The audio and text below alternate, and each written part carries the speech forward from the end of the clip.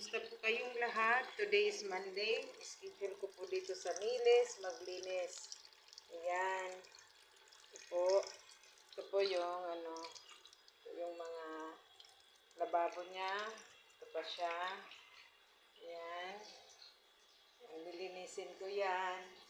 Tsaka ito pa po. Tapos doon naman CR na yun. Dito banda siya. CR siya.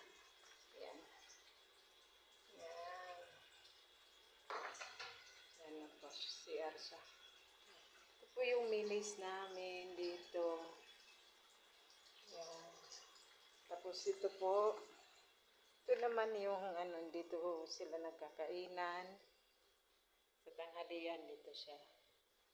Ito. Ikot-ikot yan. Ganito po. Yan na siya.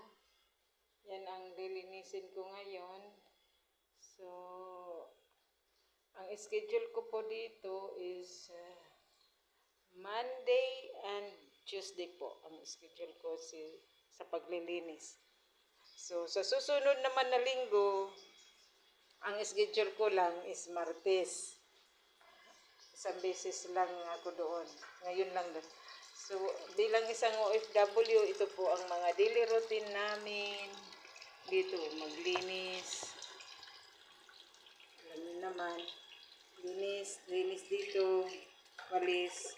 Ganyan po ang mga buhay namin dito. Sa mga kapwa ko OFW, laban lang po tayo sa buhay, huwag susuko. God bless and have a good day everyone. Please subscribe my channel. I love you all. Bye-bye.